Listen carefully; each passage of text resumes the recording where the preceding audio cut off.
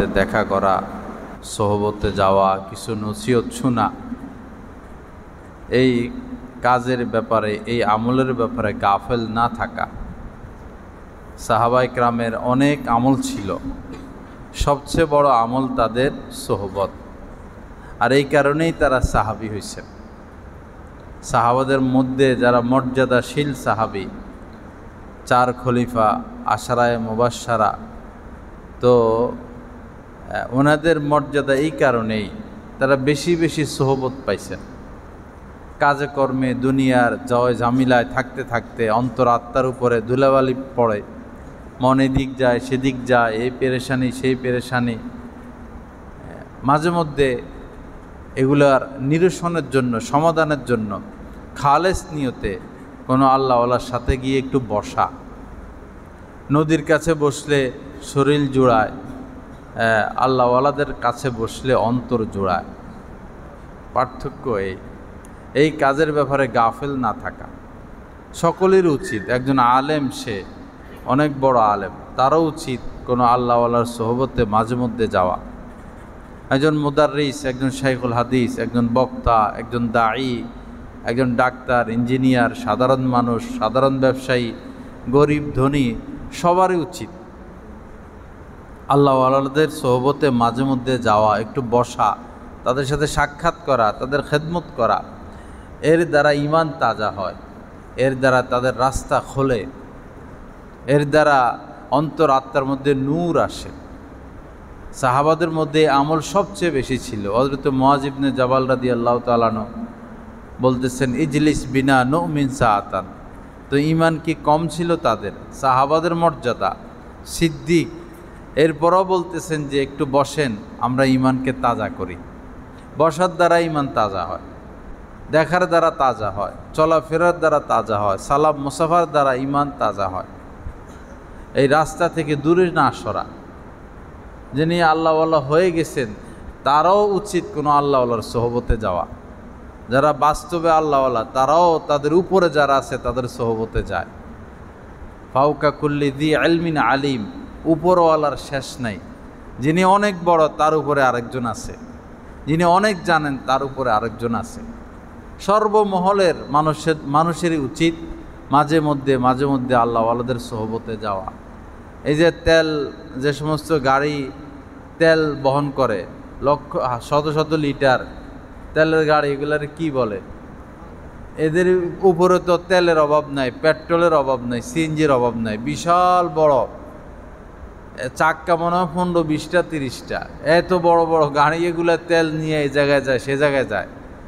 তো এদের পুরো শরীর জুড়েই তো তেল, কিন্তু এরাও তো আবার যায় সিএনজি পাম্পে দাঁড়ায় পেট্রোল নেওয়ার জন্য, সিএনজি নেওয়ার জন্য। এরা নিজে গিয়ে সিরিয়াল লাগায়, ভাই আমি তো তেল বহন করি কিন্তু আমার অন্তরে তো তেল লাগবে। তো তারাও তেল নেয়, নিয়ে আবার চলে, আবার শেষ হয়, আবার তেল নেয়। অথচ তারা সারাদিনই তেল বহন করে।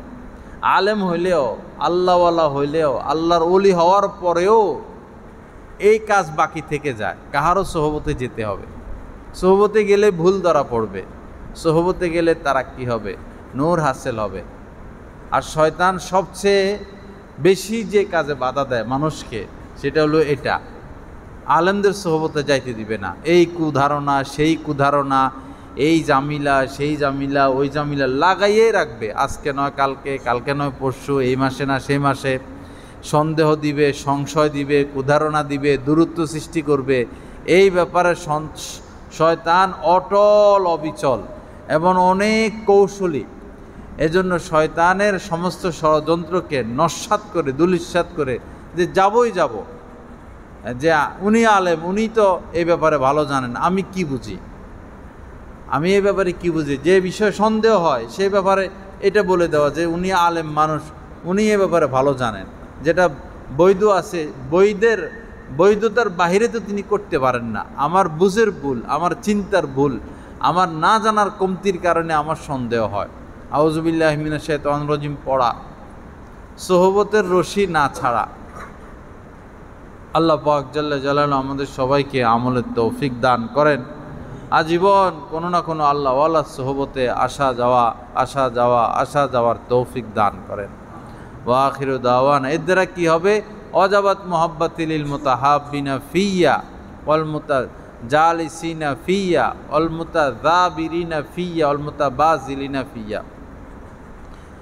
আল্লাহ হাদিসে কুদসির মধ্যে আল্লাহ পাক বলেন, ওই ব্যক্তিকে ভালোবাসা আমার উপর ওয়াজিব হয়ে যায় যে কোনো আল্লাহওয়ালাকে ভালোবাসে, একজন আরেকজনকে ভালোবাসে আমার জন্য, তাকে ভালোবাসা আমার উপর ওয়াজিব হয়ে যায়। আমার মহব্বতে দুই পক্ষ একসাথে বসে, এই যে আমরা বসছি, তো দোনো পক্ষকে ভালোবাসা আমার উপর ওয়াজিব হয়ে যায়। আমার মহব্বতে গিয়ে যে সাক্ষাৎ করে, কোনো আলেমের সাথে সাক্ষাৎ করা আমার মহব্বতে, আমার সন্তুষ্টির আশা গিয়ে কোনো আল্লাহওয়ালার সাথে সাক্ষাৎ করে, তো তাকে ভালোবাসা আমার উপর ওয়াজিব হয়ে যায়। আমার মহব্বতে কোনো আল্লাহওয়ালার খেদমত করে, যে কোনো খেদমত, যে খেদমত প্রয়োজন, তো তাকে ভালোবাসা আমার উপর ওয়াজিব হয়ে যায়। হযরত সিদ্দিক আকবর রাদিয়াল্লাহু তাআলা আনহু বলতেন, তিন কাজ আমার প্রিয়, তিন কাজ আমার প্রিয়। নবীজি বলেছেন প্রথমে, তিন কাজ আমার প্রিয়, তিনটা জিনিস আমার প্রিয়: নামাজ, খুশবু এবং নারী জাতি। তারা দুর্বল, অসহায়, অথবা এখানে উদ্দেশ্য স্ত্রী হতে পারে। তো সিদ্দিক আকবর বললেন, আমারও তিনটা প্রিয়। এক হলো আপনাকে দেখা, নবীজিকে দেখা, দ্বিতীয় হলো আপনার সামনে বসে থাকা, তৃতীয় হলো আমার মাল আপনার জন্য খরচ করা। দেখেন কিরকমভাবে নিজেকে উৎসর্গ করছেন।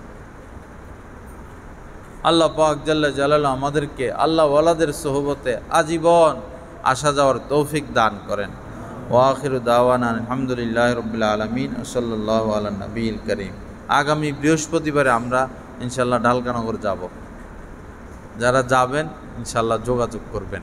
দ্বিতীয় বৃহস্পতিবার, সবসময় যাওয়া হয় দ্বিতীয় বৃহস্পতিবার, ঢাকা ঢালকানগরে। সবার নাস্তার দাওয়াত।